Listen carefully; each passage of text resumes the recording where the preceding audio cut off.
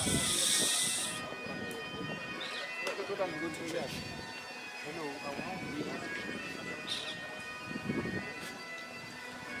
ma isang karahaw lai so mungkin saya manusia na mungkin.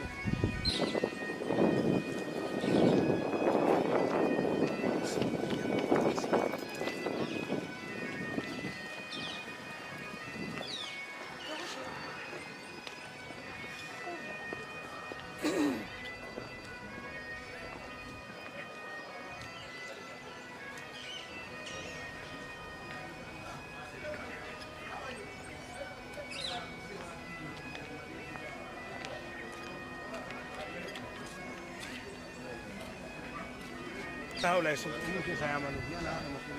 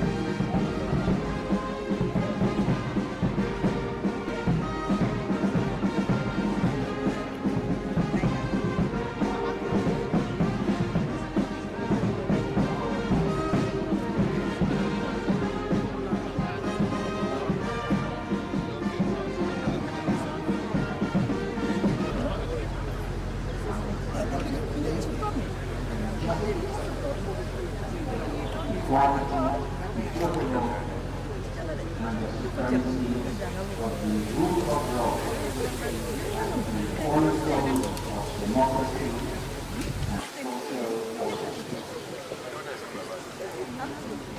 Truly appreciate the significance of today's celebration. One must reflect on historical roots. The tradition of celebrating the 80th year in the Gambia dates back to 1982, a period of national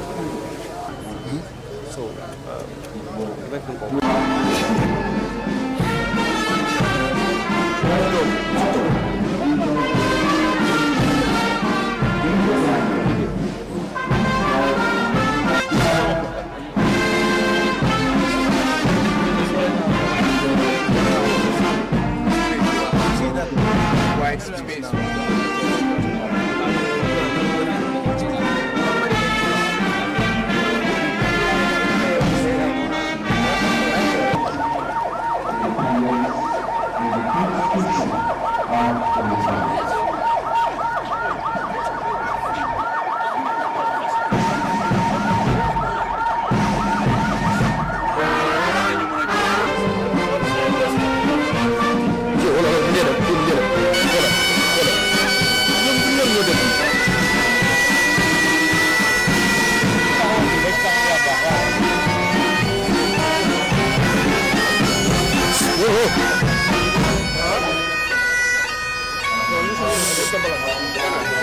Kana wili.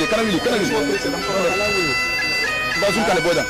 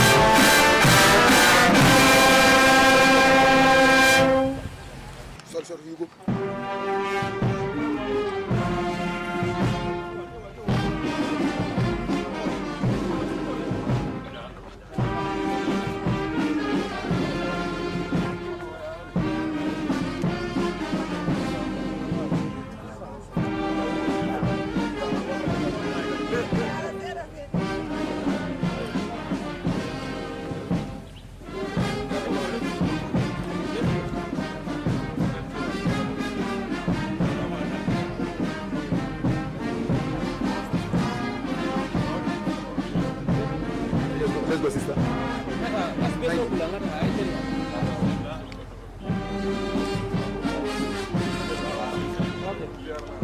Let's go down. Bro, carpet.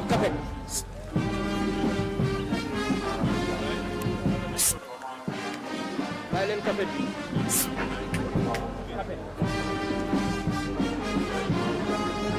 Sorry, huh? No, they're gonna buy carpet.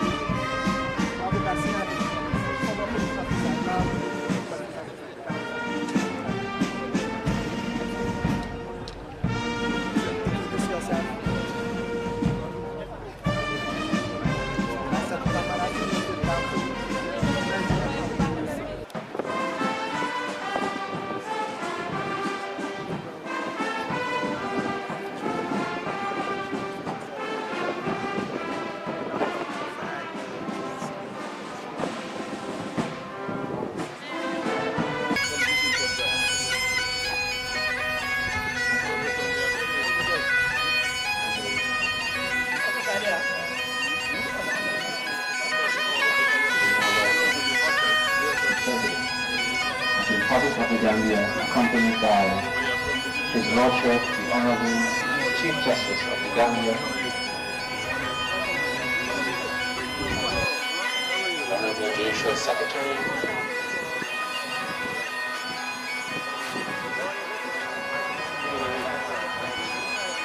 the Honorable Solicitor General and Legal Secretary,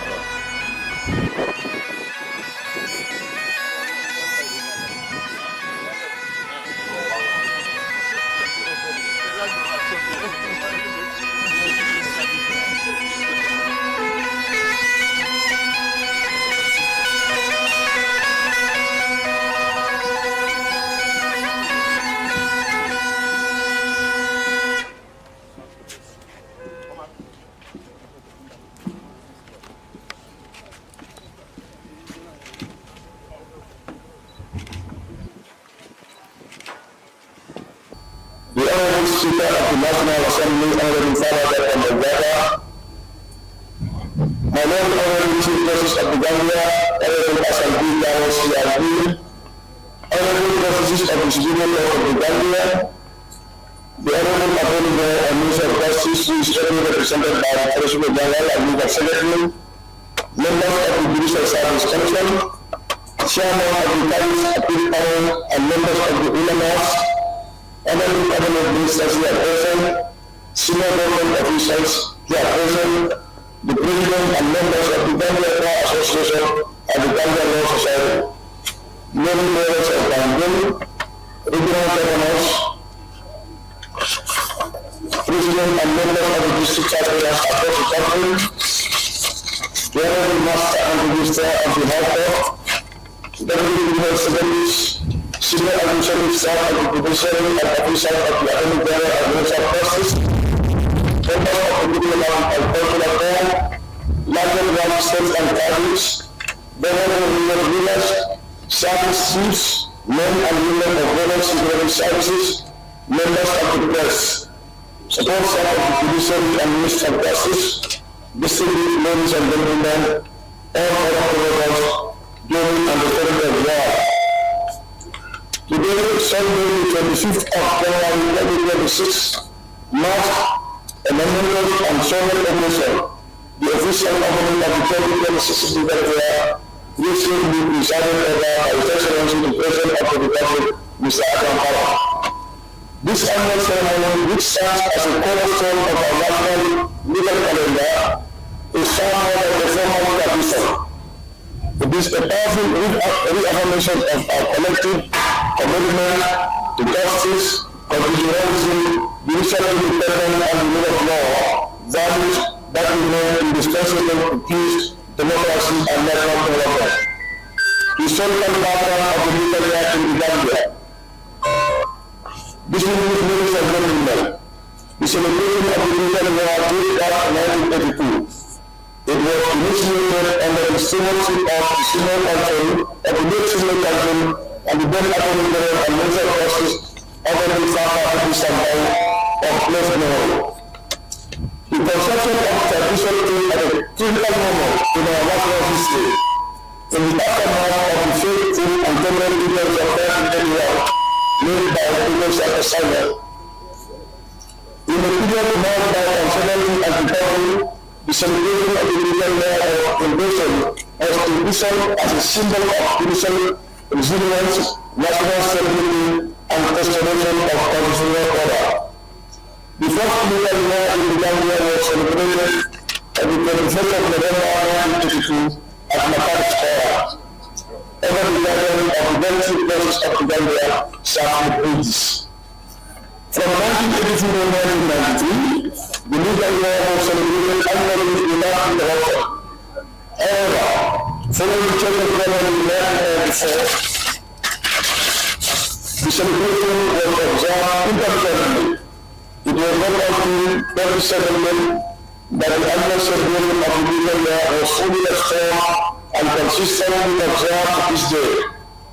Today's ceremony represents the continuation of the past and legacy, consider all the past, reflect on the present, and set the tone for the administration of justice in the years ahead. May Allah life, good health, wisdom, forgiveness, and perform many more such significant legal celebration in the years to come. And distinguished ladies and gentlemen, with this brief historical overview, it is now my distinct honor and pleasure to invite the President of the Ghana Association to deliver our opening statement.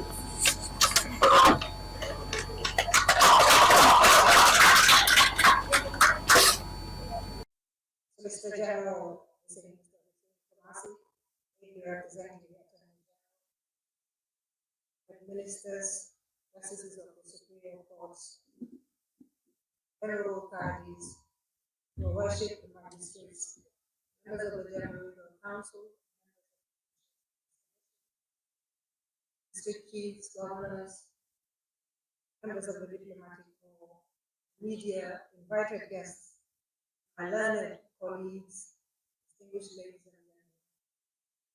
In the past year, the legal fraternity lost the following members: Senior Counsel Mr. Papa E. Wright, Mr. Usman M. E. Silla, His Worship Fofana,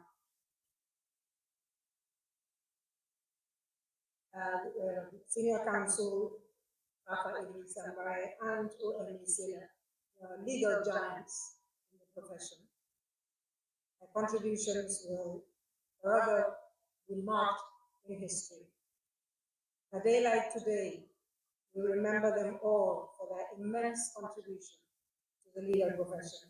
We pray that the Almighty accepts them to the highest heavens.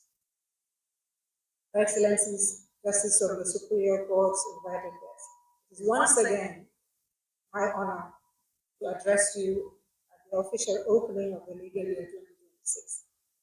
The moment when we gather to take stock and renew our shared commitment to justice and the values that sustain our democracy. At the dawn of this new legal year, it is fitting that I reflect this time on the enduring partnership between the bar and the bench. The bar and the bench stand as twin pillars of justice.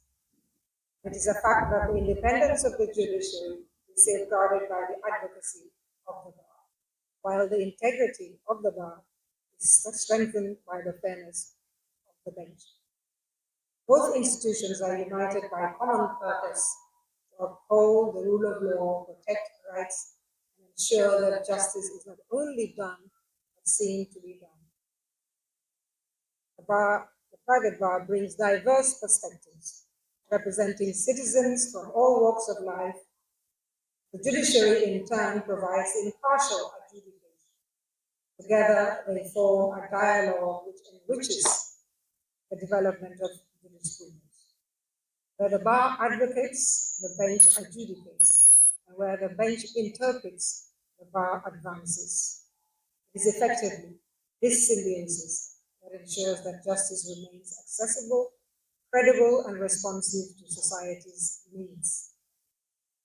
The past year has seen this partnership between the judiciary and the Gambia Bar Association in the implementation of the British High Commission funded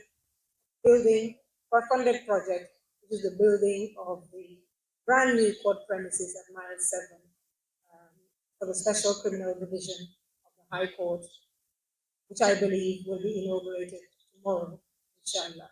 We thank the British High Commission through the High Commissioner for their continued partnership in the administration of justice. The revision of the High Court rules by the consultants, AMP and Co. saw collaboration of bench and bar throughout the progress. We are pleased that training will soon begin on the new rules, which are innovative, practical, and designed to ensure smooth administration of justice. As President of the Bar, I wish to recognize the judiciary for its demonstration of the obvious, the fact that the Bar is an indispensable partner in the noble pursuit of justice. It is vital that we continue to nurture this relationship with respect, candor, dedication to ensure that the legal profession remains a beacon of hope and justice for our nation. We're looking forward to the second bench bar dialogue as one of the highlights of this week. and the fruitful deliberations that would emanate therefrom, geared towards enhancing justice administration and ensuring justice delivery. Congratulate the government of the Gambia through the Honorable Chief Justice and the judiciary for hosting a successful triennial Commonwealth Magistrates and Judges Association Conference in Banjul in September last year. It provided a forum for rich legal exchanges between judges and magistrates from across the entire Commonwealth, a wide range of relevant topics to improve and advance our legal system, displaying innovation, ethics, and including innovations and ethics to our profession, among other interesting topics. It naturally afforded a great networking opportunity to share best practices among legal professionals from all Commonwealth countries of the Commonwealth. It was attended by members of the bar as well. Thank you for the invitation. While recognizing the big strides made by the judiciary in its quest to enhance justice delivery, challenges still remain. The perennial challenge of financial constraints faced by the judiciary must continue to be a priority. The courts provide the last hope for aggrieved parties to have their issues resolved. We urge government to provide the necessary resources to enable them to function effectively. On the transitional justice process, government must continue to lead, must continue to support this very important process of ensuring justice and accountability.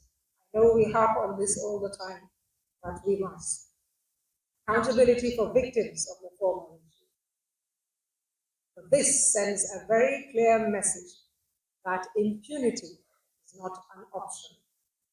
Otherwise, it will be hard for victims and the country to move on and out of this transition. I spoke about the Law Reform Commission last year. I reiterate the fact that it is still not functional. Members have been nominated to it, but it's not operational. The importance of this functioning cannot be overstated. I will not say more. There's a lot of work that awaits this commission, the revision of our laws. Just as the law evolves, its tools must move with the times. The COVID period saw the introduction of virtual court hearings, which I consider to have been a blessing in disguise. So more virtual hearings, more automated courts, the recruitment of more judicial officers to man the courts across the country is needed. Incidentally, also security must be provided for all the courts.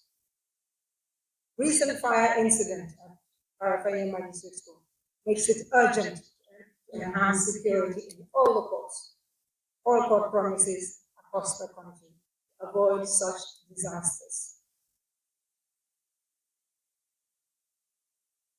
Gambia Bar Association is proud of the work being done by the Attorney General and his office, prosecuting the case against the enemy.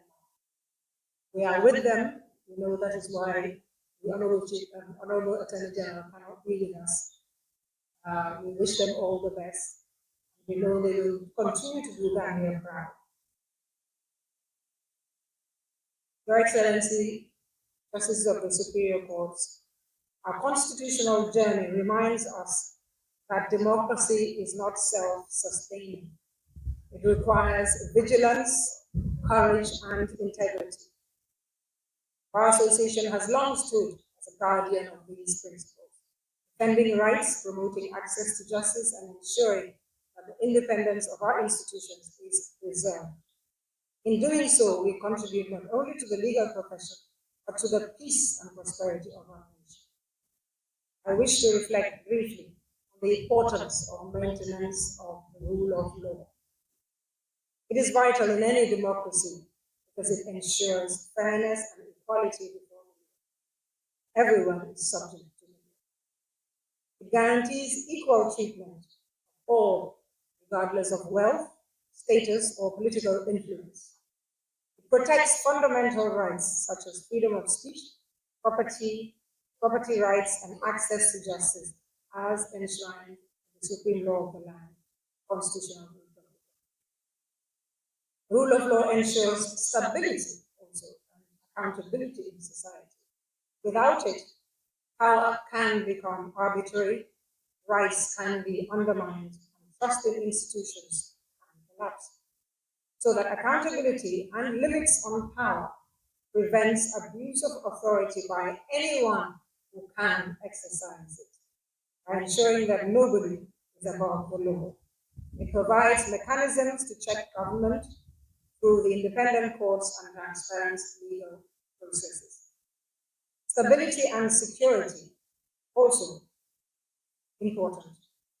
They create a predictable environment where laws are clear, consistent, and accessible.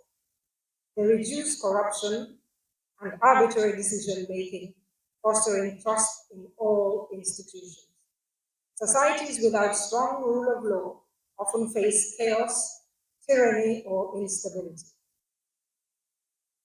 Businesses and investors also rely on legal certainty to operate confidently, protect contracts, property rights, and fair competition, which are essential for economic stability and growth of any country. Rule of law ensures that governance is based on laws. In times of challenge, it is the rule of law that safeguards these freedoms and preserves the dignity of every citizen. We recall the crucial catalytic leadership and good leadership role played by the Gambia Bar Association during the political impasse in December 2016 presidential election in defense of the rule of law. Without it, therefore, democracy is bound to falter, peace will be threatened, and trusted institutions will be eroded. It safeguards the independence of the judiciary, builds a society where disputes are resolved through reason, not violence, where power is exercised with accountability, where citizens can live in confidence in the fairness of their system. As lawyers and judges, officers of the court, we carry a solemn duty to uphold these principles, to defend the independence of our institutions, and to ensure that justice remains accessible to all, as I said earlier. We recommit ourselves to strengthening the rule of law as a living promise to our people. Your Excellency, my lords, distinguished guests, the membership of the bar is fast growing, with an average of my own estimates, average of 35 to 40 entrants a year. We warmly welcome them all to the legal profession and the Gambia Bar Association. The Legal Practitioners Act makes pupillage a requirement for all newly called members of the bar, to the bar, and tenancy for newly enrolled legal practitioners. It is a fact, however, that some are finding it difficult to get placement to serve their pupillage. I know the GLC, the General Legal Council, is currently looking into ways to enhance and improve the pupillage system to ensure that all are afforded placement. To this end, the GBA encourages all its senior members qualified to serve as pupil masters to open up their chambers and take pupils under their wings. It is part of giving back by sharing the knowledge, wisdom, and guidance, as was done for us when we needed it at the start of our legal careers. In the past year, some of our members have had to intervene on occasions to mediate and diffuse volatile situations, including the youths of this country, desirous of exercising their right to peaceful protest, and law enforcement charged with keeping the peace. We believe dialogue is the way forward. As citizens, we are all on the same side. While protesters are advised to abide by the law at all times, law enforcement, in its role to keep the peace, must also choose to exercise restraint over confrontation. Population relies on them as professionally trained force to handle all situations. Finally, as legal practitioners, we pledge to continue to uphold the highest professional standards, for the strength of the bar lies in the integrity of our members. By enforcing ethical codes, investing in continuing professional development, embracing and encouraging specialization in emerging fields, we can ensure that our practices remain relevant, respected, and trusted. We will achieve a stronger, more vibrant bar. May this legal year be marked by integrity, courage, and service. Together, let us continue to nurture a democracy rooted in justice and sustained by peace. I thank you all for your kind attention.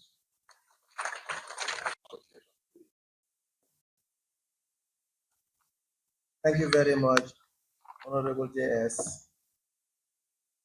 Your Excellency, the President of the Republic of the Gambia, Excellency Mr. Adama Barrow, the Honorable Speaker of the National Assembly, my Lord, the Honorable Chief Justice Alhaji Hassan Babukar Jallow, Honorable Justices of the Superior Courts, Cabinet Ministers, your worships, magistrates, and Qadi, President and members of the Bar Association, President and members of District Tribunals here present, service chiefs, members of staff of the Judiciary and the Ministry of Justice, members of the press, members of the Diplomatic Corps, Excellencies, ladies and gentlemen.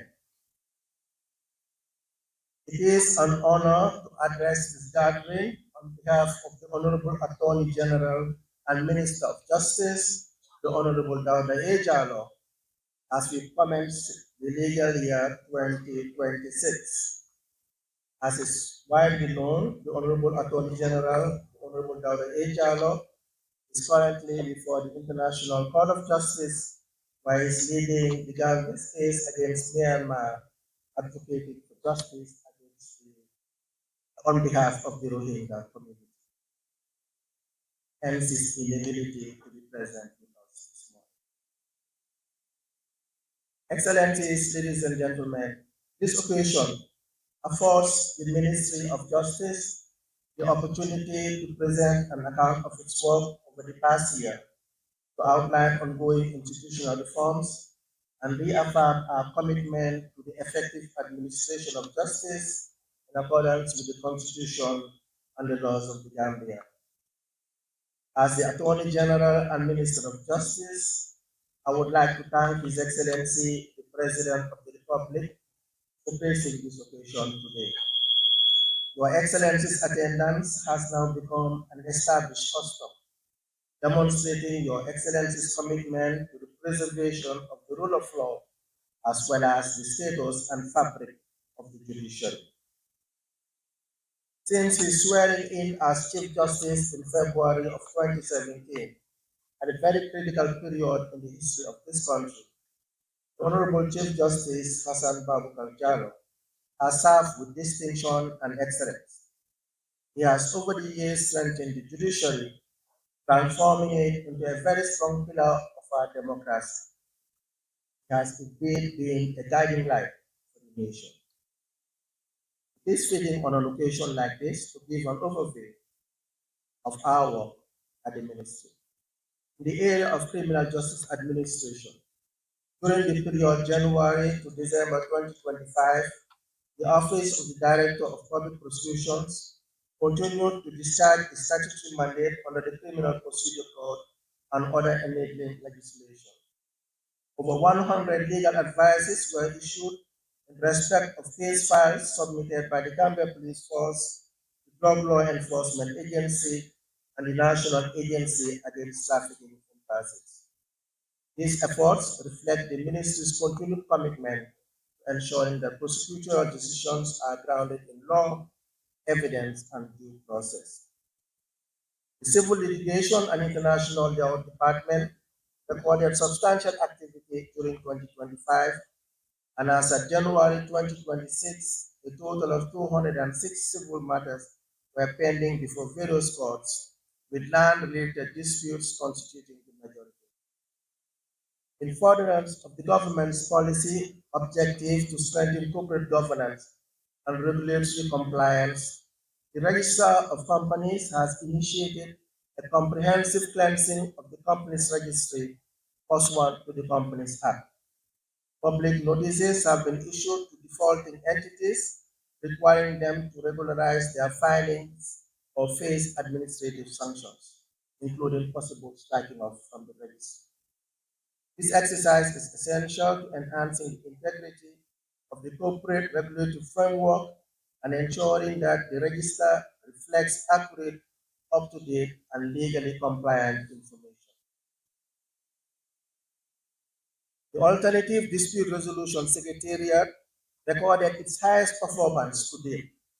It registered 158 cases, over 80% of which were resolved.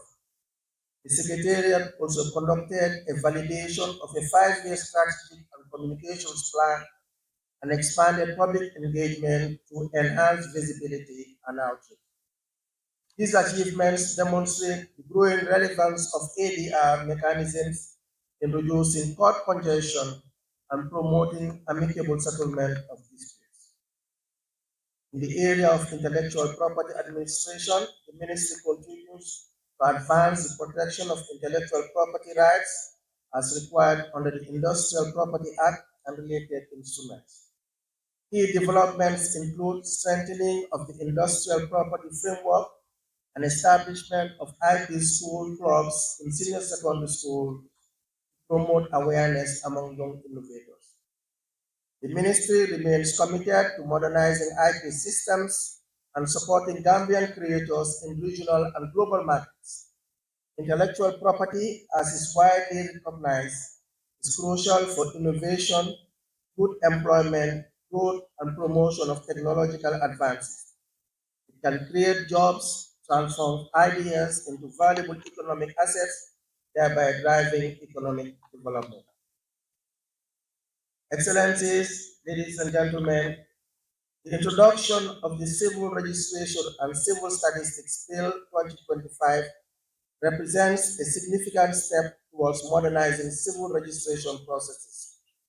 The bill seeks to enhance the accuracy and legal certainty of Muslim and Christian marriage certificates, improving record keeping and data integrity, as well as support national planning through reliable civil statistics.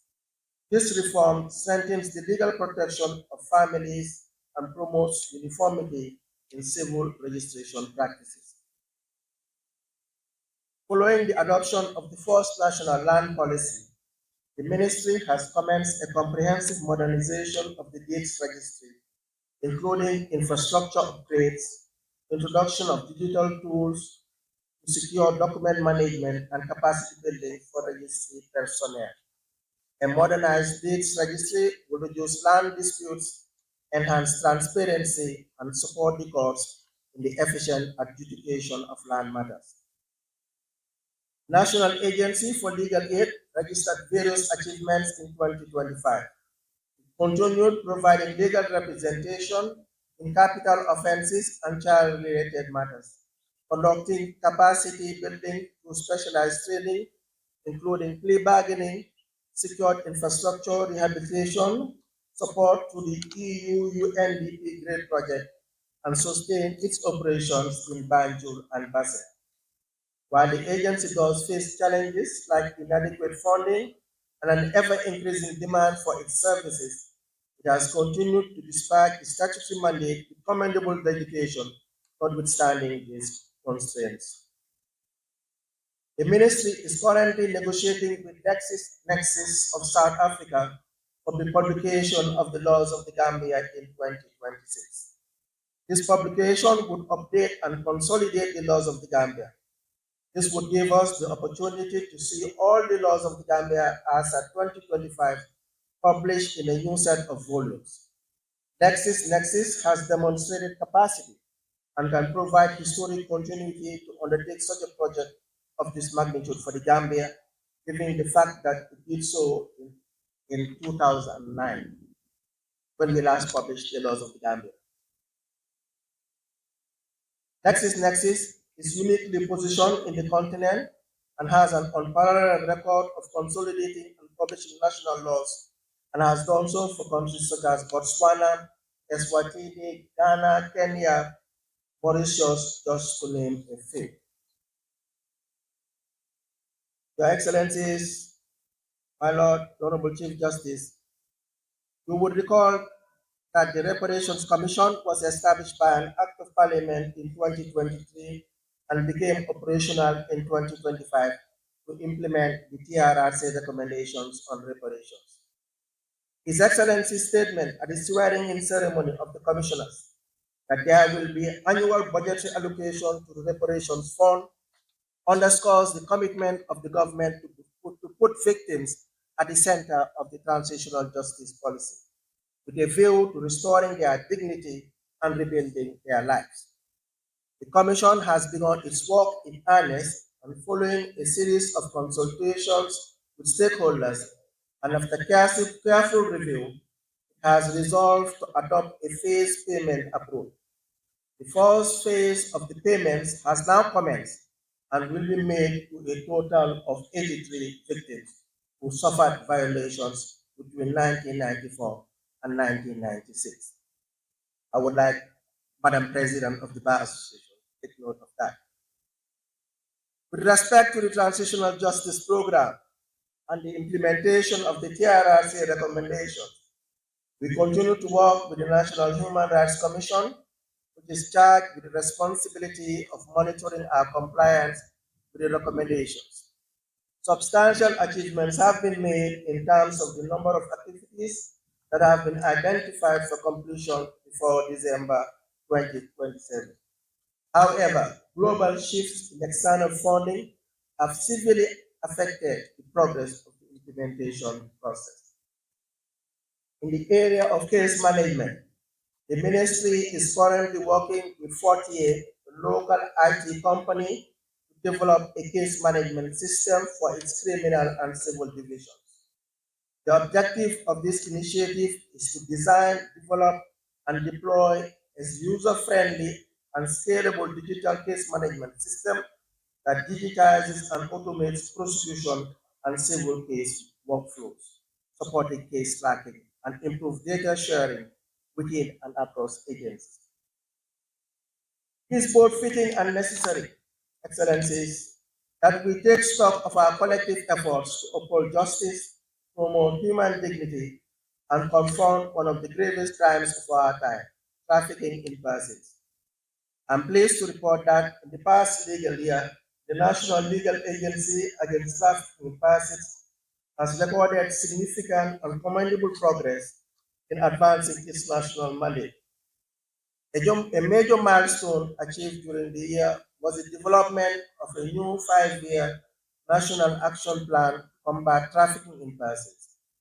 This forward-looking framework is comprehensive and result-oriented, incorporating clear costing as well as robust monitoring and evaluation mechanisms. It provides a strategic roadmap to guide national efforts, enhance accountability, and ensure measurable impact in the fight against trafficking.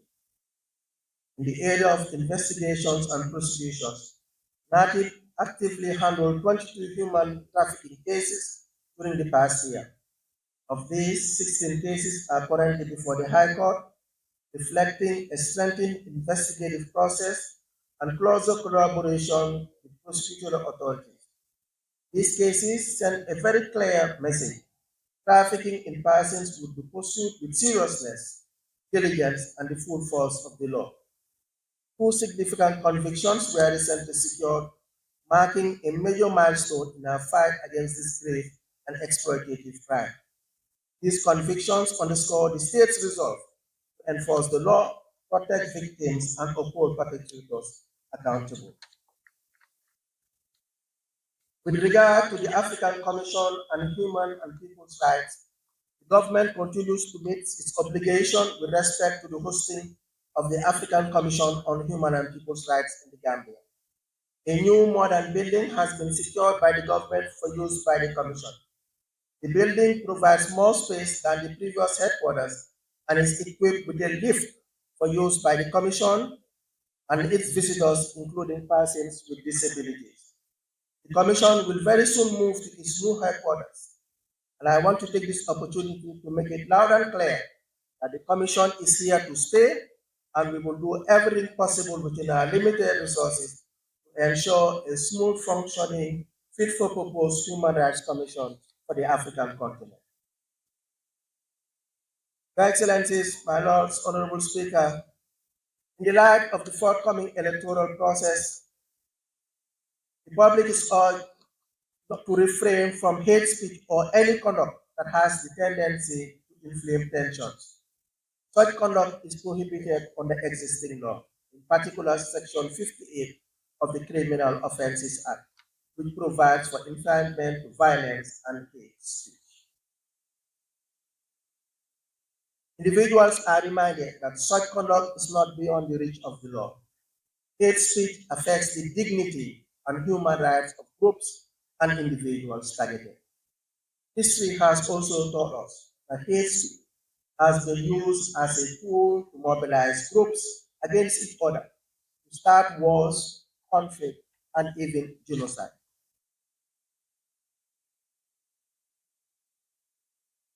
I cannot conclude without joining Madam President of the Bar Association to extend once again our condolences to the families of the late Fahim Bai and Mr. Usman Tila, as well as Mr. Council Fofana. We recognize and acknowledge the immense contributions made by these legal giants to the development of this country. Pray that their souls will continue to rest in peace and the Almighty will grant consolation to the families they left behind. Your Excellency, my Lords, distinguished colleagues, ladies and gentlemen, as we commence the legal year, the Ministry of Justice reiterates its commitment to strengthening the rule of law, enhancing access to justice, and ensuring that all justice sector institutions operate in accordance with constitutional and statutory mandates. We look forward to continued collaboration with the judiciary, the bar, law enforcement agencies, and our development partners as we work collectively to advance justice delivery in the Gambia. I wish the judiciary and all justice sector stakeholders a productive and successful week in India. General and Legal Secretary, for every representing the Honorable Attorney General and Minister of Justice who is out of the jurisdiction. I now have the great honor and privilege to invite my Lord the Honorable Chief Justice of the Gambia, Asante Jallow, to deliver his statement.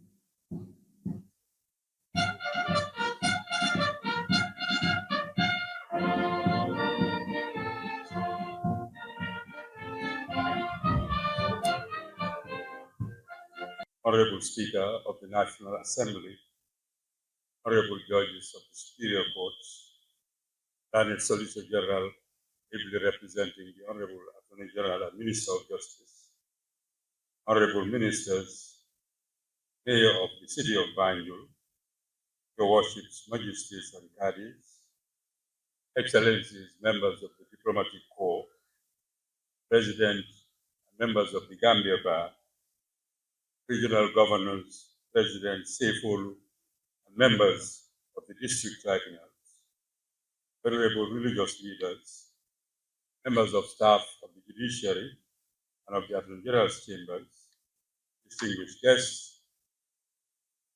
I am honored on behalf of the judiciary, and indeed on behalf of the entire legal fraternity, once again warmly welcome Your Excellency, Mr. Adam Barrow, President of the Republic, along with all our esteemed guests, to the premises of the judiciary on this significant occasion, marking the commencement of the 2026 legal year.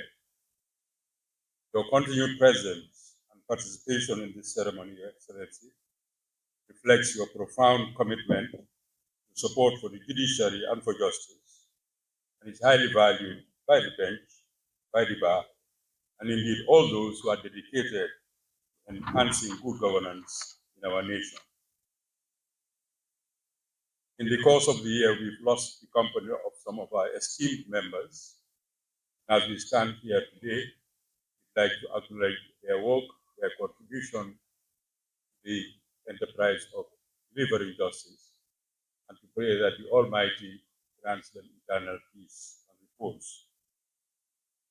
I would like to express my deep appreciation to the Legal Year Committee, which brings together members, representatives from the judiciary, the Attorney General's chambers, and the Ministry of Justice, as well as the private bar, under the leadership of the indeed indefatigable Honorable Justice Ibrahim Jaite, for the organization of the activities marking the opening of this year. Several events are planned in the course of the year, as you may have seen from the program, to commemorate the commencement of this year. A bench bar dialogue will provide a forum for the two critical stakeholders in the administration of justice to explore ways to alleviate or eliminate the obstacles to efficient administration of justice, and also to foster greater bench bar collaboration. The training of judges will also feature in the program on the draft civil procedure rules of the High Court. Pursuant to the decision of the Chief Justice to commission a review and propose improvements to the current system of land adjudication, the Committee in charge, under the leadership of the Honorable Justice Mahoney, Justice of Appeal, will hold a consultative meeting with regional governors, the presidents, the SAFOL, and members of the district tribunals on this matter in order to sound out their views. Let me say how much we cherish and we acknowledge the work of the district tribunals, important, very, very important part of our legal system, for their contribution to the administration of justice in this country. Separate training programs on the draft High Court rules will also be organized for the legal practitioners as well as the registry and court staff during the Easter vacation, as they all play a key role in the implementation of these rules. In the course of the 2025 legal year, courts and respective judicial officers and support staff continue to focus on the core mandate of the judiciary. That is to say, the hearing, determination, and disposal of cases. This task was and is always and will be a formidable one, given the complexity of the judicial process, challenges posed by the increases in the case workload, backlog created by the loss or the departure of members of the judiciary, and other challenges of the working environment. Nonetheless, I'm pleased to report that overall, the courts rose to the challenge reasonably well, and I believe acquitted themselves reasonably well.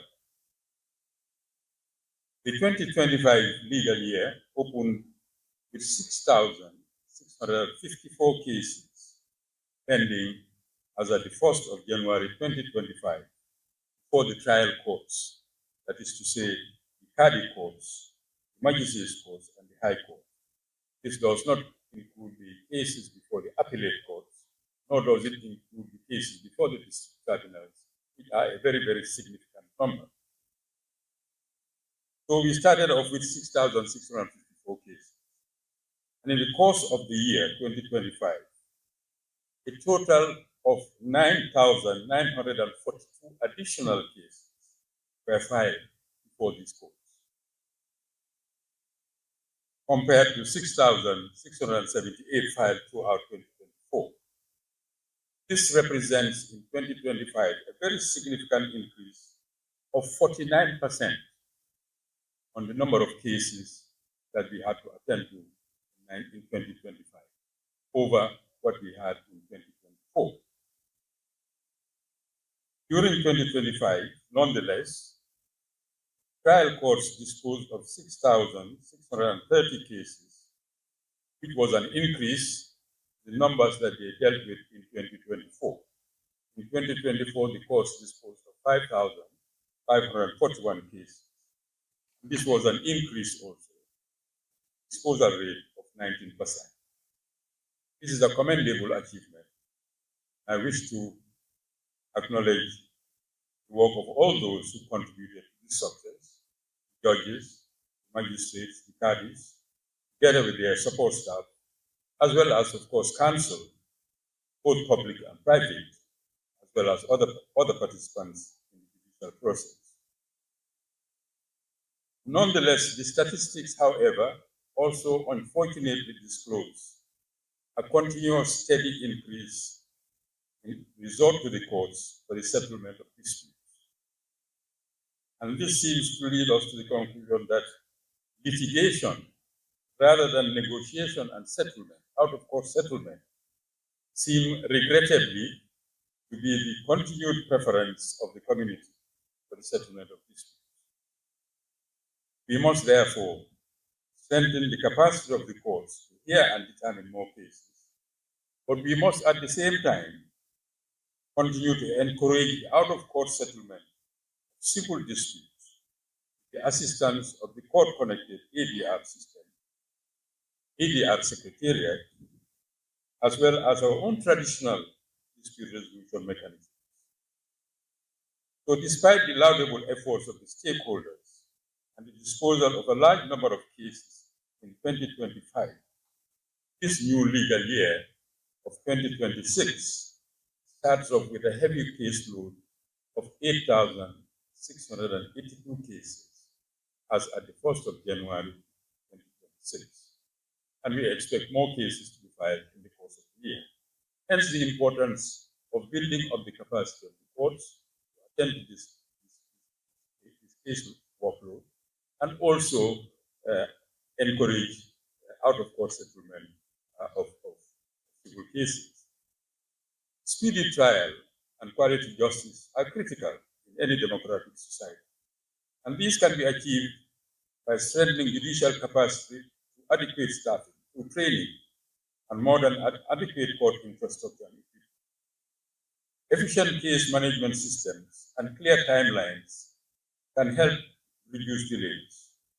Upholding judicial independence, professionalism, and accountability ensures that justice is not only fast, but that it is fair and that it's reasonable. And we can reduce caseloads by encouraging, as I said, the use of alternative dispute resolution mechanisms which promote peaceful resolution of civil disputes in an acceptable manner, while at the same time fostering reconciliation, community harmony, and the resolution of conflicts or disputes in a timeous manner. Notwithstanding the heavy workload, as judicial officers, of course, we must and we will continue to ensure that justice is administered diligently, fairly, independently, and impartially, and effectively as well. Capacity building through training, staff development continues, therefore, to be a constant concern and focus in order to equip the institution for the effective discharge of its mission. During the course of 2025, judges, magistrates, and support staff of the courts benefited from overseas training in various jurisdictions, support from the West African Regional Training Center, Intergovernmental Action Group Against Money Laundering, and the International Law Enforcement Academy, as well as from the People's Republic of China and the Republic of Togo. We are pleased to also recognize the efforts of the Judicial Training Institute under the leadership of the Honorable Justice Awaba for the local delivery of numerous training programs for staff in the past year. Enactment of the Judicial Training Institute Bill is, however, still pending at the Ministry of Justice. Time has come for it to be given utmost priority, and we look forward to that, as the bill proposes to establish an institute for continuing legal training, not just of judicial officers, but of the entire cadre of public legal officers. Capacity building is crucial for the efficiency of both judicial and support staff, and it will continue to be a priority in the course of 2026. The judiciary continued to undertake strategic initiatives to guide its operations and development.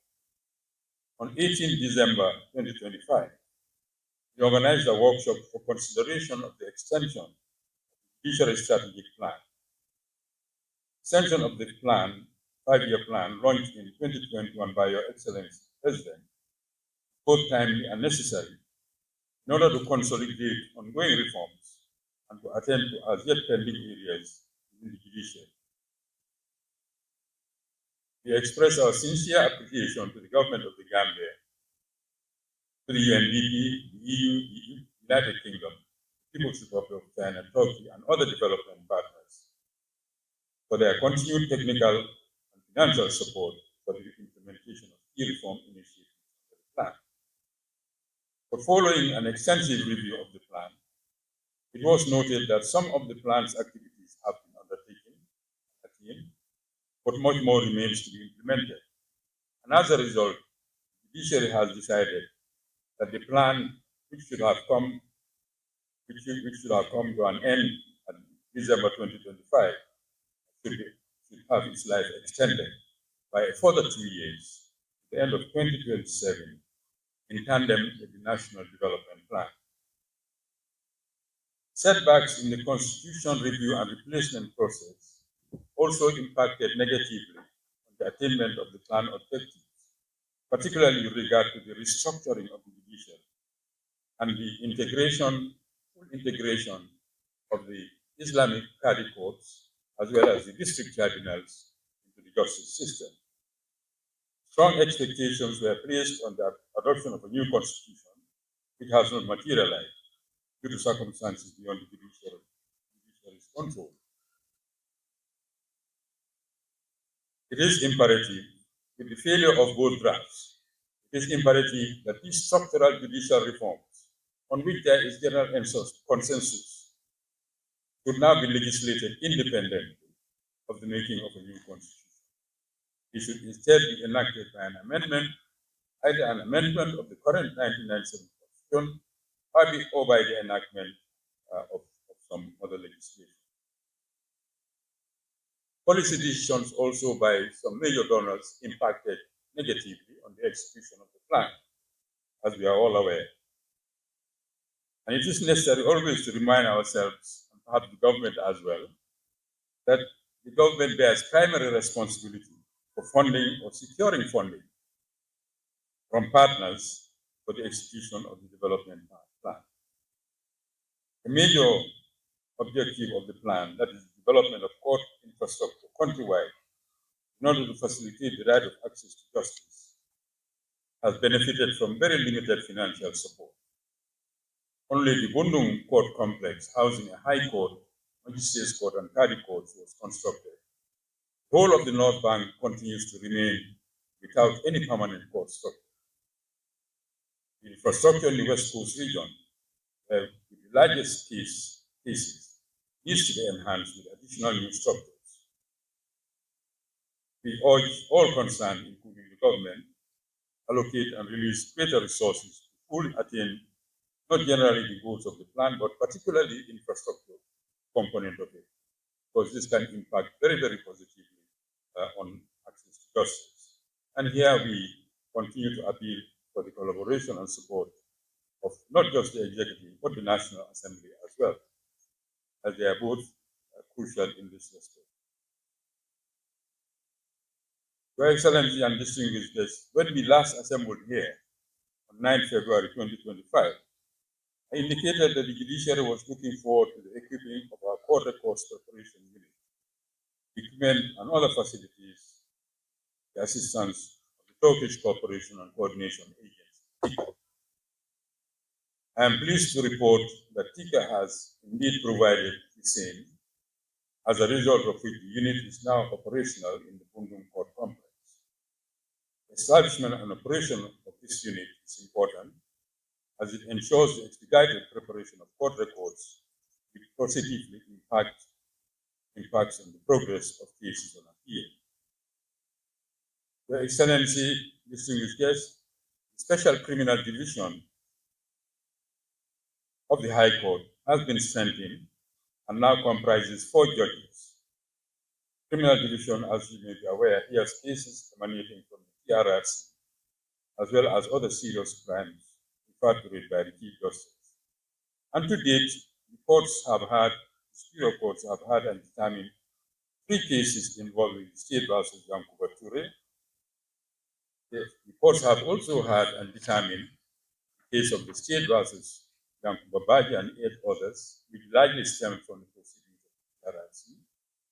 And furthermore, in November last year, Sana Manjang, another individual recommended by the TRRC prosecution, was arraigned before the High Court Special Division, charges including murder and other serious crimes. Judiciary is well equipped to receive any such new cases and looks forward to receiving them indeed for hearing and determination. Commercial Division of the High Court was also established in 2025 and reinforced with 4 judges who have received specialized training with the support of the Commonwealth Magistrates and Judges Association, United Kingdom Judicial College, and the Standing International Forum of Commercial Courts. This commercial division can play a vital role in promoting the speedy and efficient resolution of commercial cases. And that is important not just for justice, but it's important for our investment climate and generally for the Gambia's economy. We wish to record our appreciation for the assistance of the Judicial College and the CMDA for their support. Currently, a court users committee is now in the process of being created in order to secure the support of important local stakeholders for the optimum functioning of the specialized court. Some 2 months ago, also, the strength of the subordinate courts was enhanced with the recruitment by the Judicial Service Commission of 4 new magistrates of the first class, who, following an induction training by the Judicial Training Institute, have been deployed to various magistrates' courts across the country. Their appointment and deployment has filled some serious capacity gaps in these courts. In addition, the Commission has also appointed 6 legal officers of the judiciary as what we call hurricane magistrates, but they are first-class magistrates who are tasked with the responsibility to write and deliver long-pending judgments and to hear and determine bad-heart cases before magistrates who are no longer with the judiciary. I am pleased to report that this initiative has been a great success in clearing this particular backlog of cases in the magistrates' court. Between them, the first 4 hurricane magistrates cleared within the 6 months of their appointment last year some 82 cases. A great appreciation to them and also to the 2 new appointees who have joined them. Capacity of the High Court bench will also be enhanced to the recruitment of more local judges. JSC, Judicial Service Commission, is currently assessing candidates for recruitment.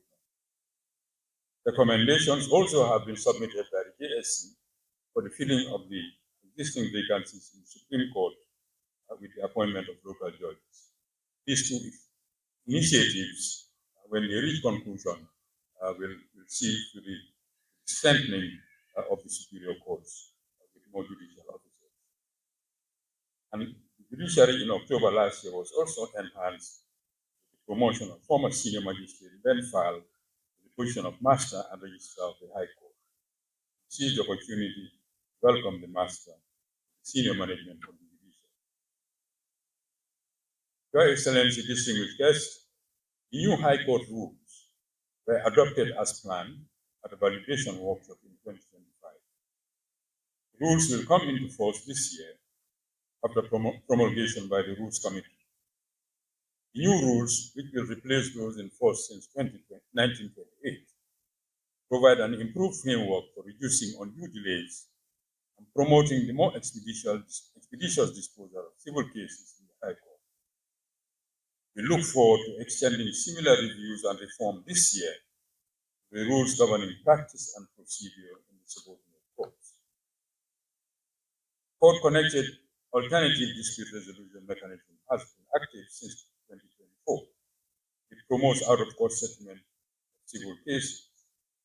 Under the distinguished leadership of the Honorable Omar Ndai of the Supreme Court, since the inception of the mechanism, the total number of 232 cases have been referred for mediation.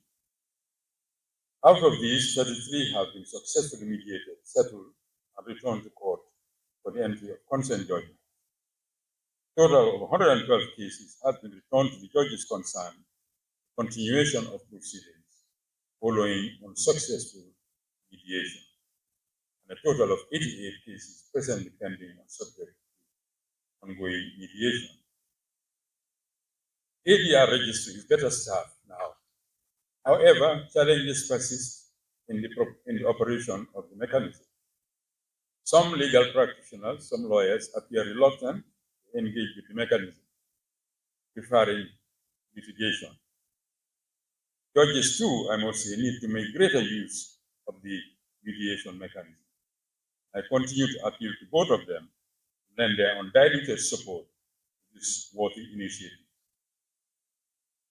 Previous year also saw the creation of new mechanisms and the strengthening of the existing ones in order to monitor and enhance the performance of judicial officers. In March 2025, pursuant to Direction Number 1 of 2025 issued by the Chief Justice under Section 1431 of the Constitution, High Court Monitoring and Supervisory Committee was established and mandated to monitor, supervise High Court proceedings, evaluate judges' performance, including the quality and timeliness of the court management practice. The committee chaired by the Honorable Justice Njai is now fully operational. This work is essential in promoting efficiency, accountability, transparency, and the timely delivery of justice by the High Court. With the establishment of this committee, joining the already existing subordinate courts monitoring committee, presided over by the Honorable Justice Silla, Kadi Courts Monitoring Committee under Honorable Kadi Seka, Judiciary Prisons Visiting Committee under Honorable Justice Sise. All the tried courts in the judiciary are now subject to some mechanism of close monitoring and supervision in their case management. The institutional regulatory framework for the judiciary has also been the focus of much attention in the course of the past year. The Judiciary Regulatory Committee, chaired by the Honorable Justice Wright, is to be commended for finalizing and submitting the schemes of service for all cadres of staff within the judiciary, the Employee Handbook, the Human Resources Handbook, the KPI templates, and Human Resources Forms. We plan to have all these documents come into effect this year. As part of ongoing reforms, the judiciary is also in the process of establishing a comprehensive evaluation and appraisal system for all judicial officers as part of efforts to strengthen accountability, professionalism, and performance. The committee has been constituted to spearhead this initiative, led by the Honorable Justice Jallo of the Supreme Court. Its work has reached an advanced stage. We look forward to draft proposals in the first quarter of this year. Introduction of such a framework, an appraisal framework, is important in promoting efficiency, transparency, and continuous self-improvement. It will also provide objective criteria to fairly assess judicial officers' performance, thereby informing transparent and merit-based promotion. The system is expected to be fully operational before the end of 2026. Eventually, annual performance evaluation system will be established for all staff in the judiciary. As part of ongoing efforts to strengthen governance and institutional accountability, the committee under the leadership of the Honorable Justice Jallo of the Supreme Court is currently drafting JSC regulations to fully regulate staff matters within the institution. The judiciary currently operates under the General Public Service Commission regulation, which govern the civil service as a whole, but we do not cater for the specific needs of the judiciary. Enactment of our own regulations is critical, as it will provide clear and transparent procedures, the appointment, discipline, and the administration of all staff, taking into account specific, unique features of the judiciary.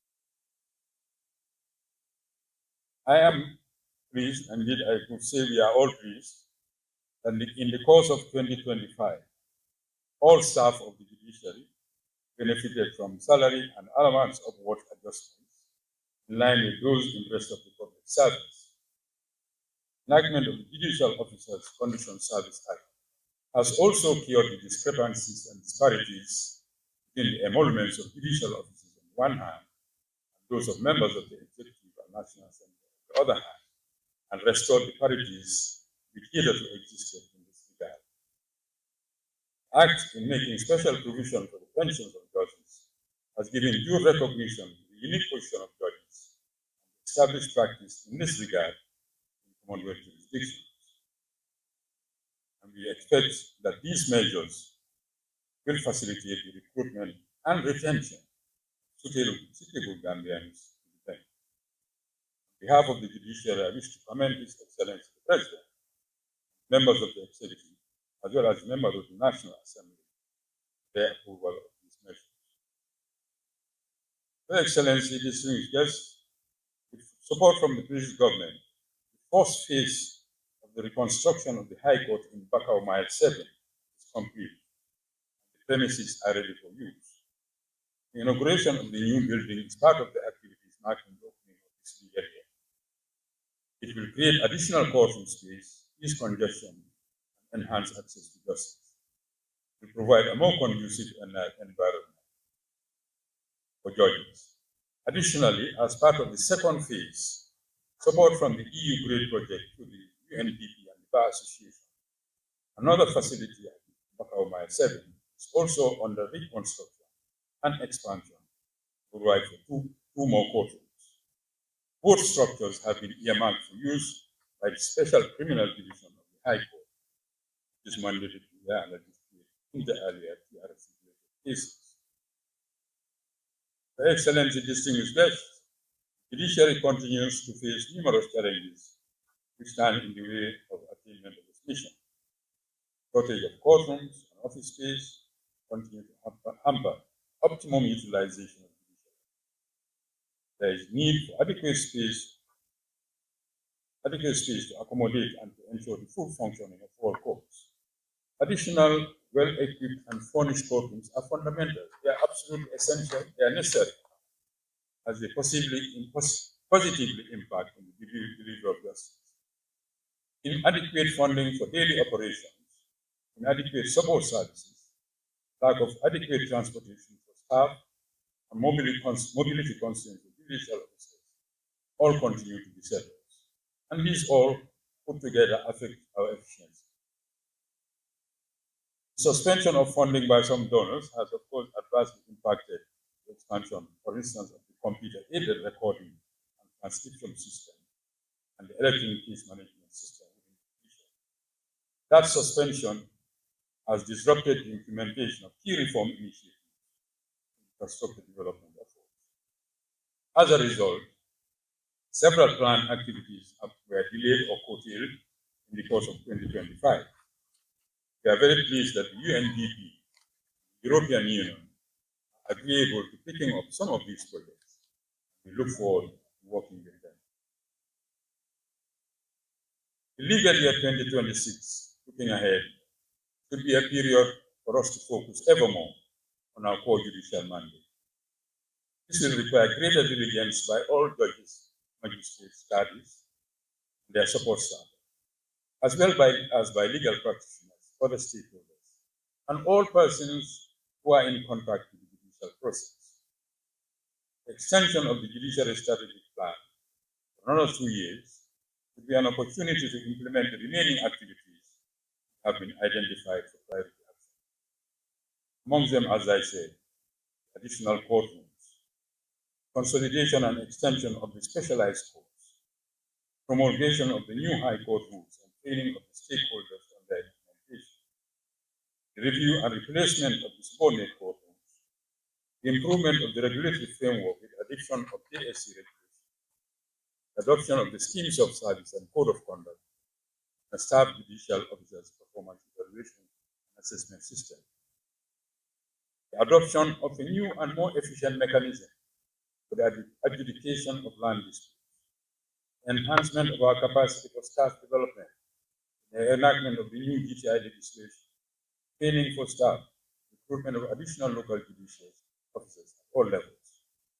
These are all priorities which we need to give urgent attention in the course of this current new legal year. We look forward as well to rolling out the court's computer-aided transcription system, which is proving to be very fantastic, all the other remaining courts. We look forward to the implementation of the electronic case management system and progress in the digitization of court processes and court records. Tragic incident at the end of last year, the burning down of the Farafenni Magistrates Court, resulted in the loss of all court records and equipment. It's a very painful reminder of the danger of reliance on paper records. And this is not just for the judiciary, but for the entire public service. Reliance on paper records and the need for digital backup of court archives and records. It is equally a reminder of the responsibility of state security agencies to protect state structures and resources, including all court premises countrywide. The cause of the fire is currently unknown and is under investigation. Meanwhile, measures are being implemented by the judiciary for the reconstruction of both the structure and the records of the court, which has now resumed operations from temporary premises. Our focus on the independence, on the autonomy, and the efficiency of the judiciary and the machinery of justice will continue unwavering.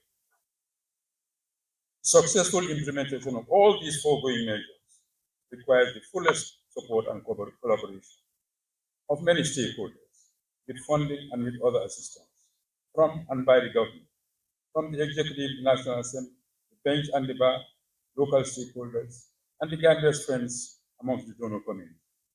And we look forward, we are optimistic of such support in the course of this legal year, so that together we can strengthen the rule of law and democracy in the Gambia, strengthen it through an independent, efficient justice delivery system.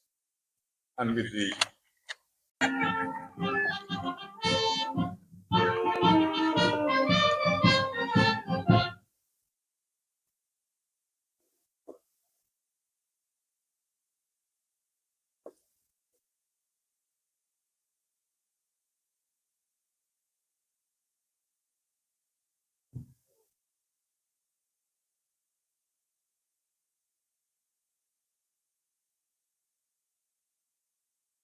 My Lord the Chief Justice,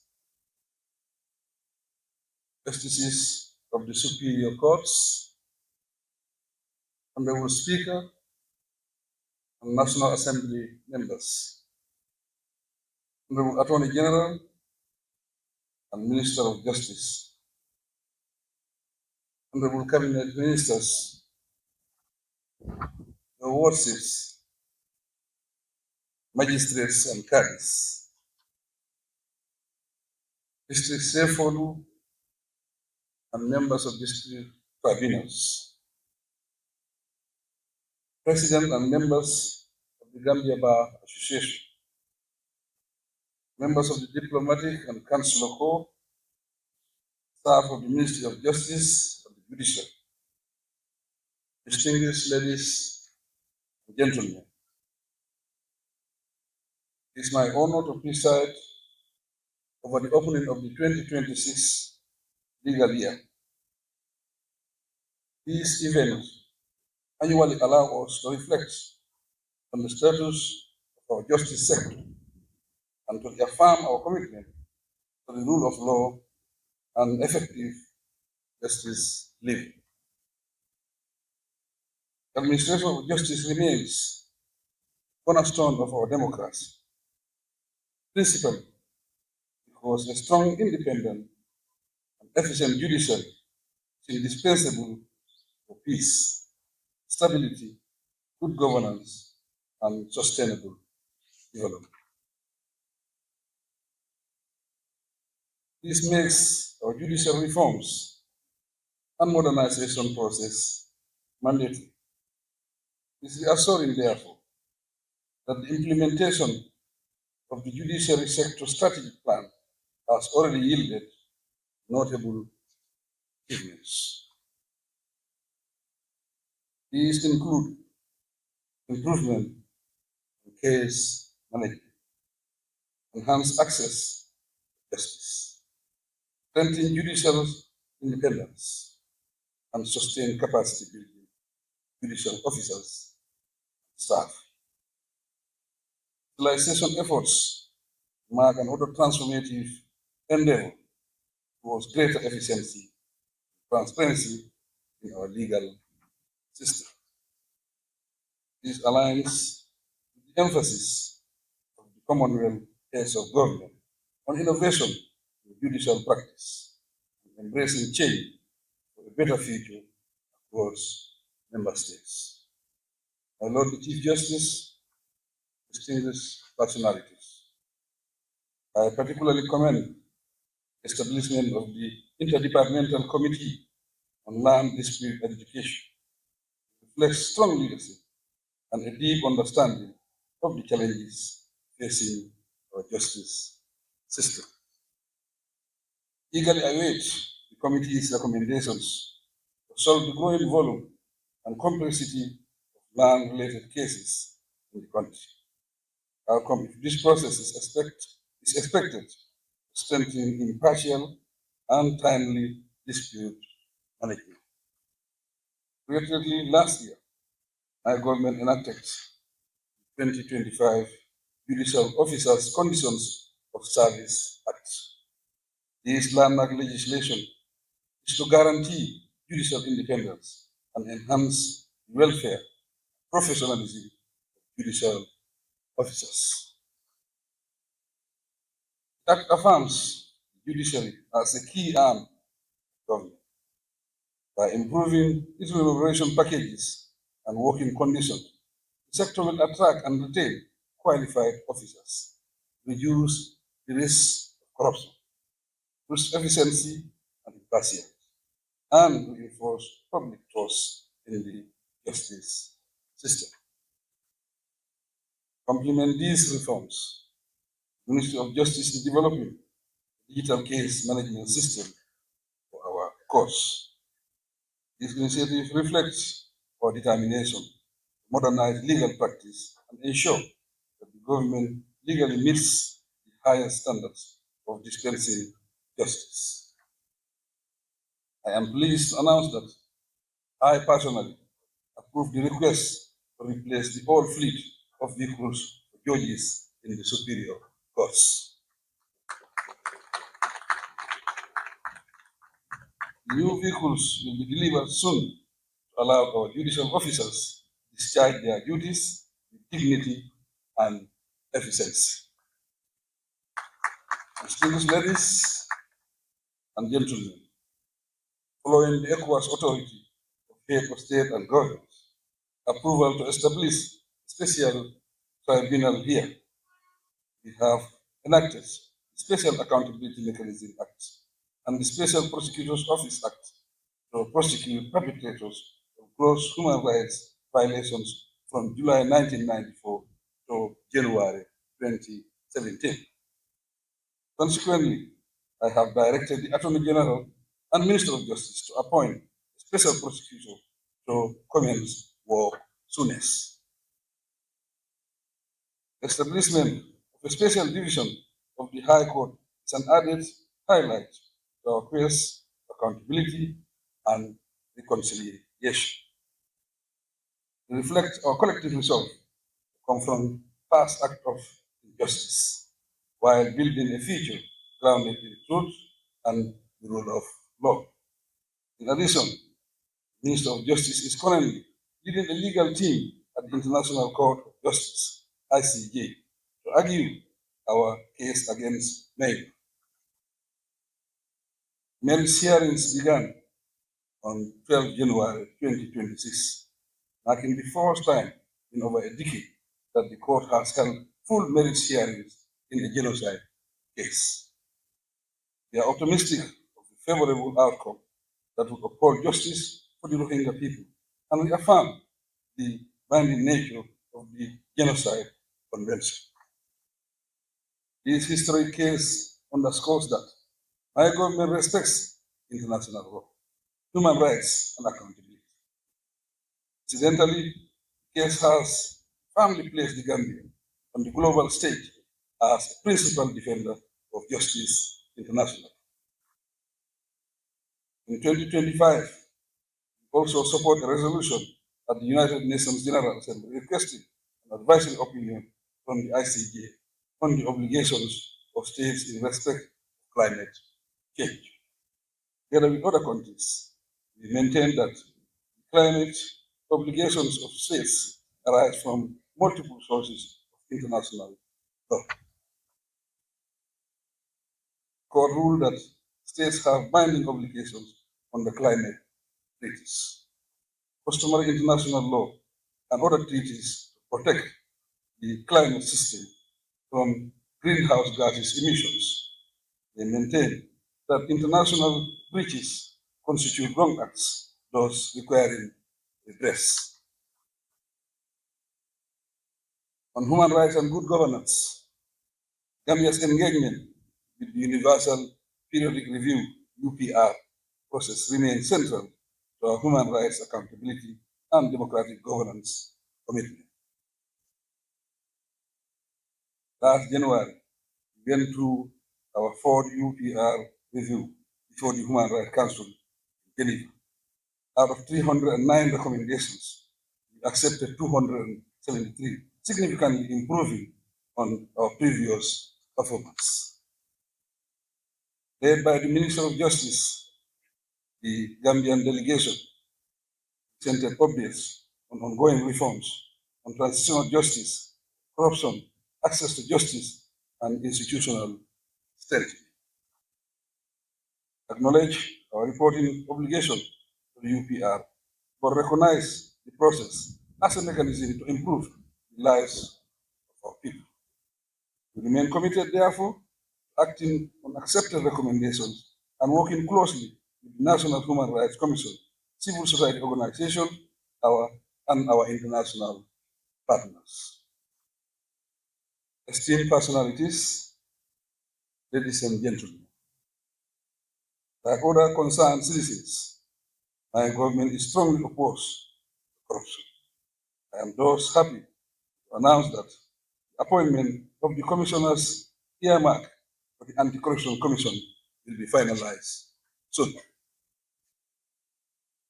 The would-be commissioners have extensive experience and sense of professionalism and dedication to public service, high enough to lead the fight against corruption. Comment briefly on the policy and vision of providing a strategic direction for the legal sector. The Ministry of Justice, with support from the European Union, is developing a comprehensive justice sector policy. This policy seeks to outline my government's vision for a modern, accessible, and effective justice system.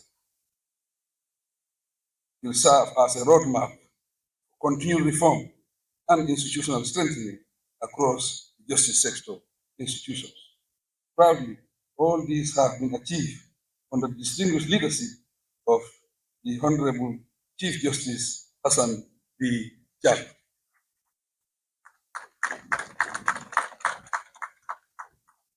This service to the nation is one of distinction, marked by a visionary stewardship of our judicial institutions and a strict devotion to judicial independence and the rule of law.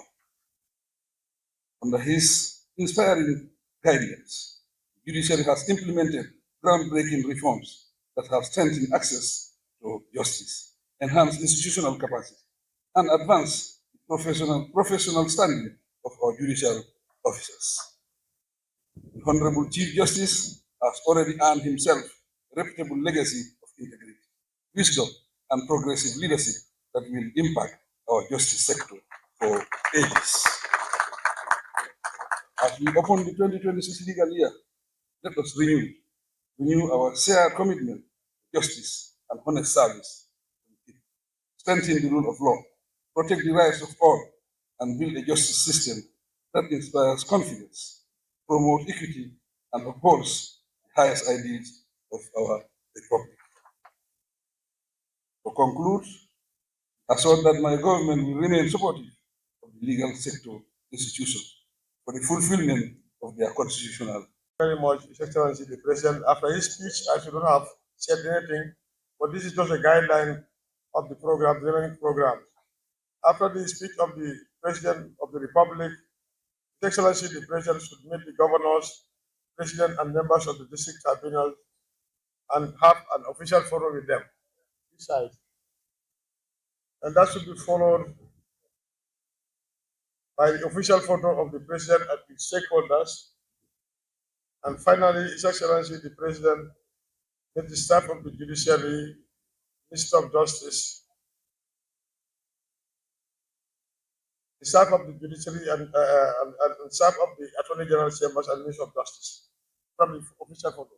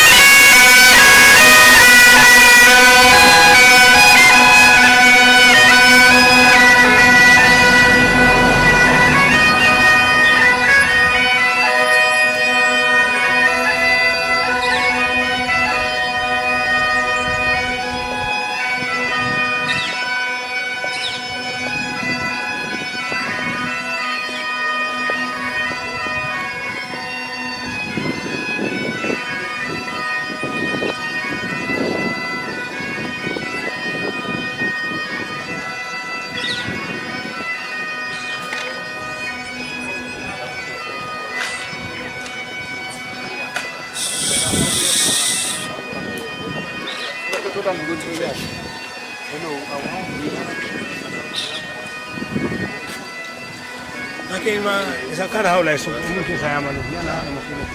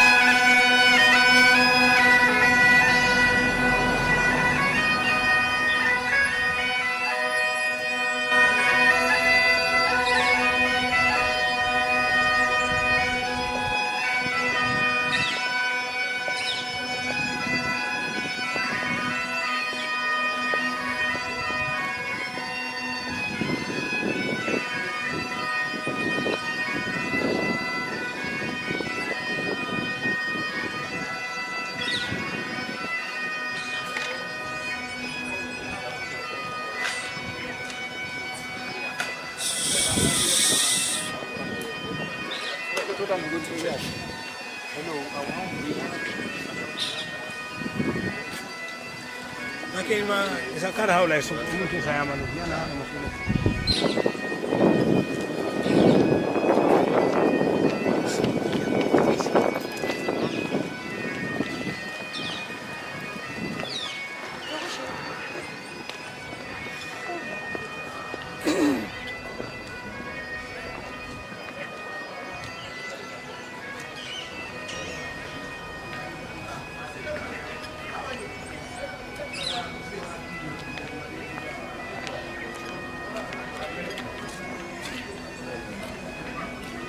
Haula isu mungkin saya manusia na maksudnya.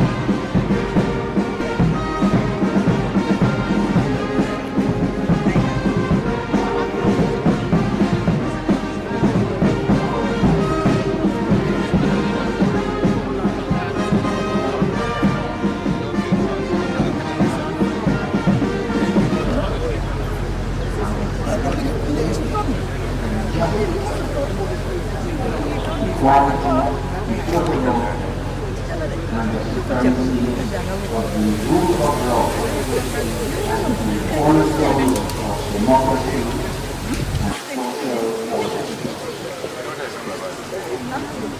Truly appreciate the significance of today's celebration. One must reflect on historical notes. The tradition of celebrating the Legal Year in the Gambia dates back to 1982, a period of national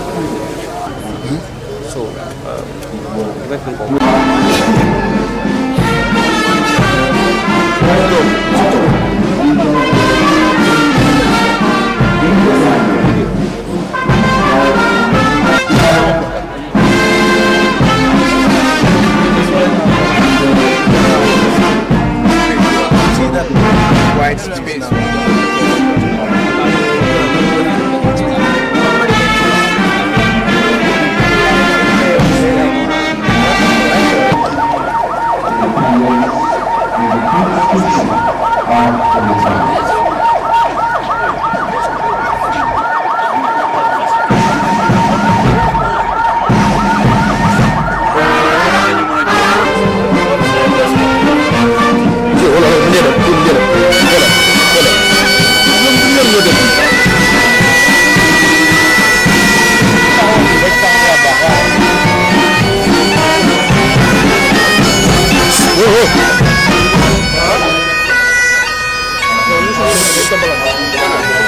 Kana wili. Bazun kale bodan.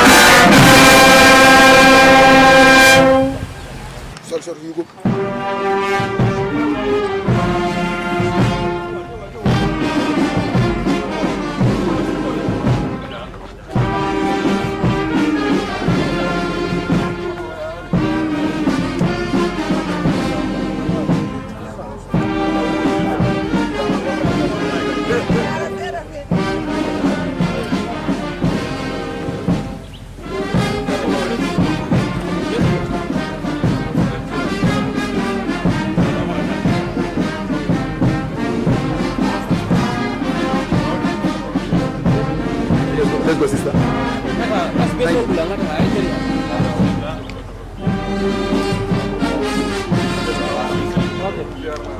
Let's go down.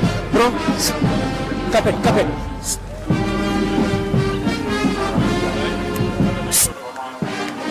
Island cap it.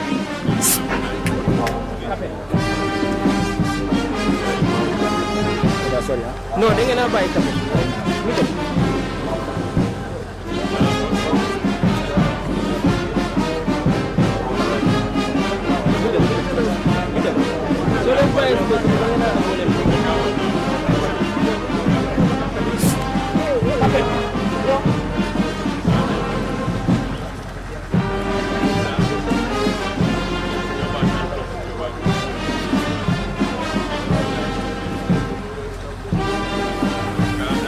Let's go, let's go.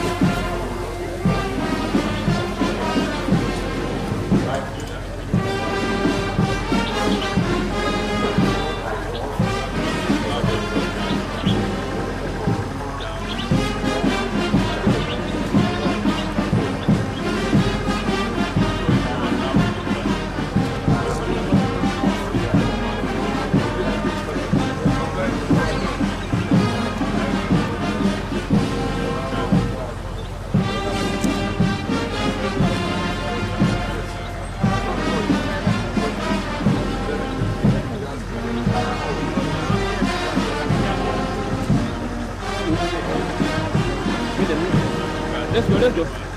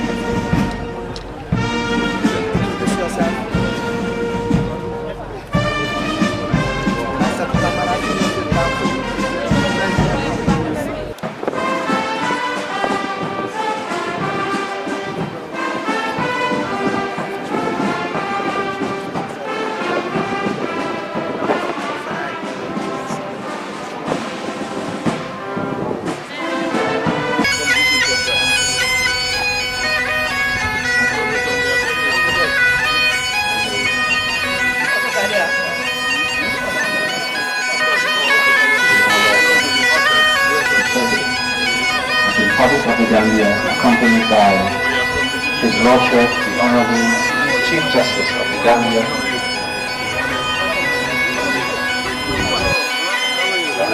Official Secretary.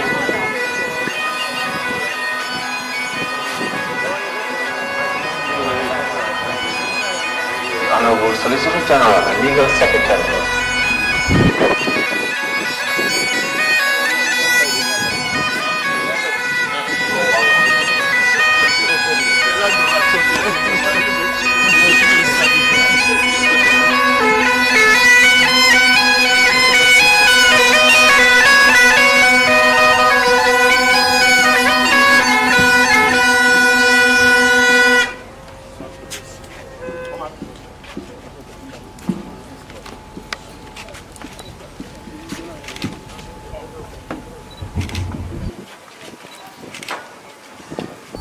The Honorable Speaker of the National Assembly, Honorable Farada Kambagata, my Lord Honorable Chief Justice of the Gambia, Honorable Asanti Carlos CRP, Honorable Justices of the Superior Court of the Gambia, the Honorable Attorney General and Minister of Justice, who is strongly represented by the Solicitor General and Legal Secretary, members of the Judicial Service Commission, Chairman of the Paris Appeal Panel, and members of the Ulamas, Honorable Cabinet Ministers who are present, senior government officials who are present, the President and members of the Gambia Bar Association and the Gambia Law Society, many members of Gambia, regional governors,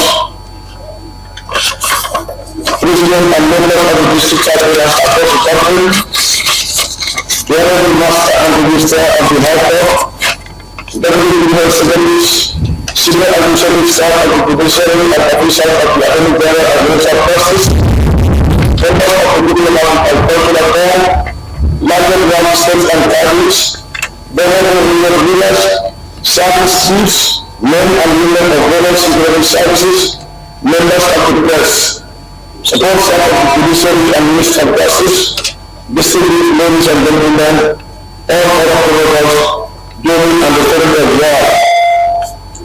Today, Sunday, the 25th of January 2026, marks a memorable and solemn occasion, the official opening of the 2026 legal year, which will be presided over by His Excellency the President of the Republic, Mr. Adam Barrow. This annual ceremony, which serves as a cornerstone of our national legal calendar, is somewhat like a formal tradition.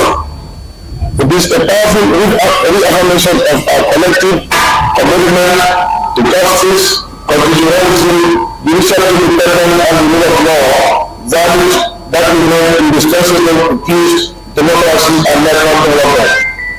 The historical background of the legal year in the Gambia.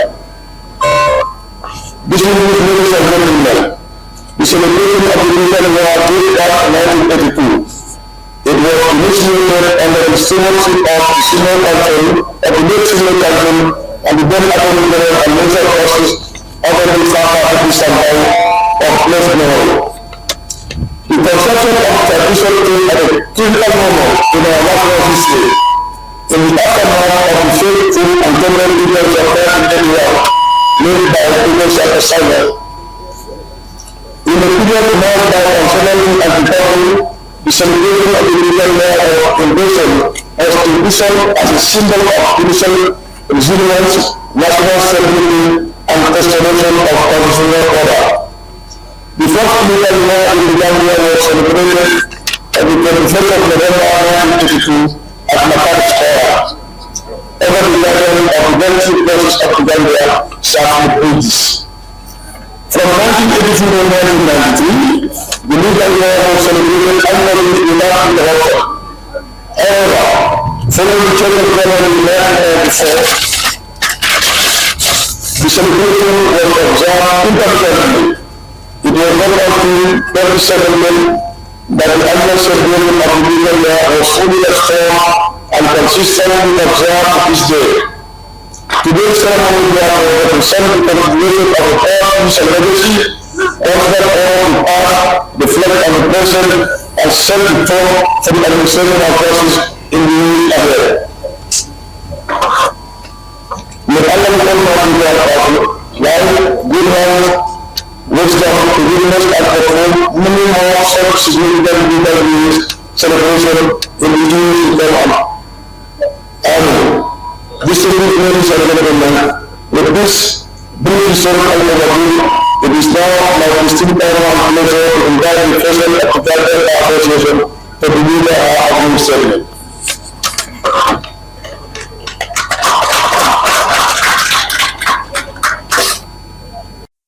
Solicitor General, Mr. Kumasi, representing the Attorney General, ministers, justices of the Superior Courts, Honorable Qadis, your worship, the magistrates, members of the General Legal Council, district chiefs, governors, members of the diplomatic corps, media, invited guests, my learned colleagues, distinguished ladies and gentlemen. In the past year, the legal fraternity lost the following members: Senior Counsel Mr. Fafa E. Rai, Mr. Usman M. E. Silla, His Worship Fofana,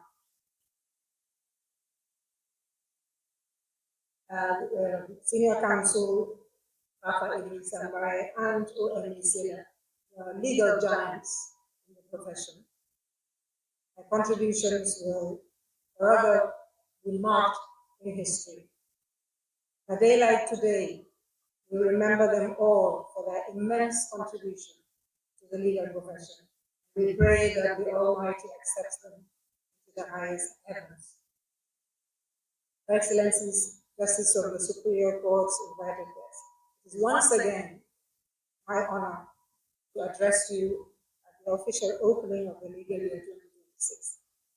The moment when we gather to take stock and renew our shared commitment to justice and the values that sustain our democracy.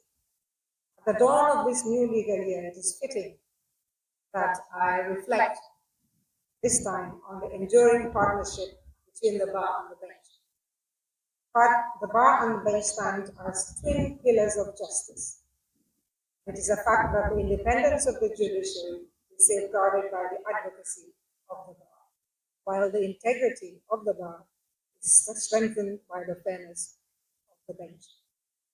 Both institutions are united by a common purpose to uphold the rule of law, protect rights, and ensure that justice is not only done, but seen to be done. The private bar brings diverse perspectives, representing citizens from all walks of life. The judiciary, in turn, provides impartial adjudication. Together, they form a dialogue which enriches the development of jurisprudence. Where the bar advocates, the bench adjudicates, and where the bench interprets, the bar advances. It is effectively this symbiosis that ensures that justice remains accessible, credible, and responsive to society's needs. The past year has seen this partnership between the judiciary and the Gambia Bar Association in the implementation of the British High Commission funded project, which is the building of the brand new court premises at Mile 7 for the Special Criminal Division of the High Court, which I believe will be inaugurated tomorrow, inshallah. We thank the British High Commission through the High Commissioner for their continued partnership in the administration of justice. The revision of the High Court rules by the consultants, A&P and Co. saw collaboration of bench and bar throughout the progress. We are pleased that training will soon begin on the new rules, which are innovative, practical, and designed to ensure smooth administration of justice. As President of the Bar, I wish to recognize the judiciary for its demonstration of the obvious, the fact that the Bar is an indispensable partner in the noble pursuit of justice. It is vital that we continue to nurture this relationship with respect, candor, dedication to ensure that the legal profession remains a beacon of hope and justice for our nation. We're looking forward to the second bench bar dialogue as one of the highlights of this week and the fruitful deliberations that will emanate therefrom, geared towards enhancing justice administration and ensuring justice delivery. congratulate the government of the Gambia through the Honorable Chief Justice and the judiciary for hosting a successful triennial Commonwealth Magistrates and Judges Association conference in Banjul in September last year.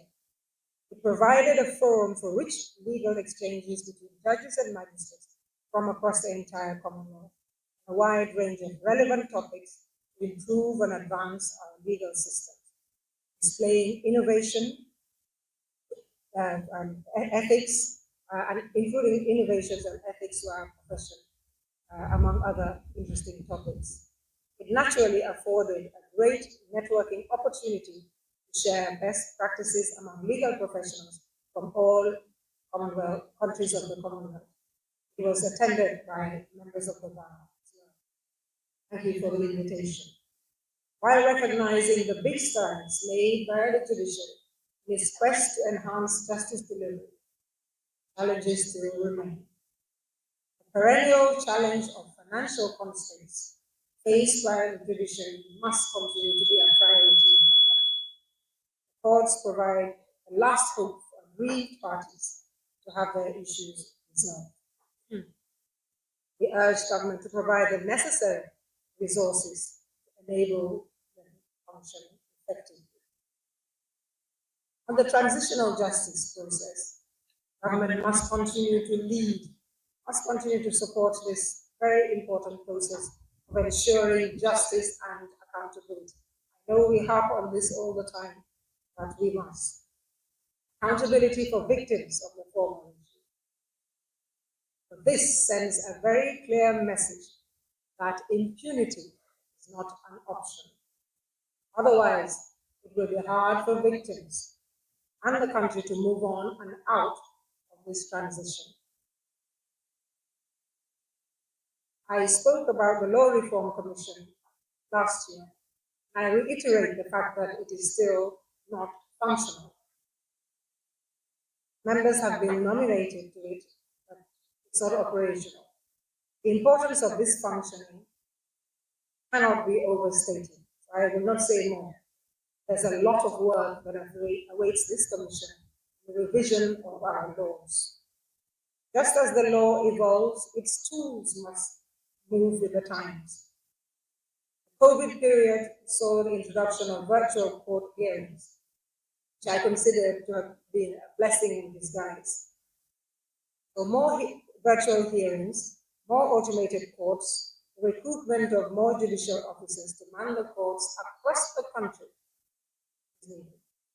Incidentally, also security must be provided for all the courts. Recent fire incident at Parafaya Magistrates Court makes it urgent to enhance security in all the courts. All court promises across the country to avoid such disasters. Gambia Bar Association is proud of the work being done by the Attorney General and his office, prosecuting the case against the enemy.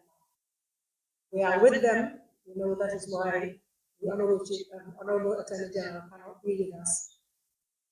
We wish them all the best. We know they will continue to do Gambia proud.